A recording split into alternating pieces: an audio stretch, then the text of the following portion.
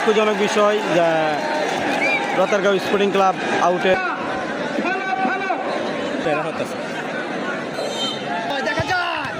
ও মাই god, আবারও একটা out.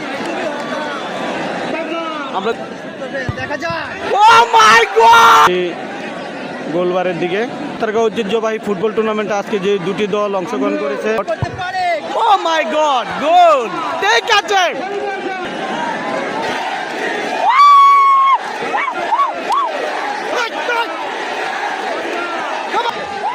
ও মাই god, একদম নরমালি গোল।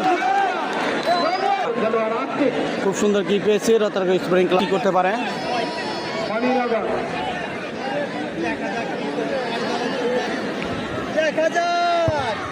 ও মাই গড, গোল!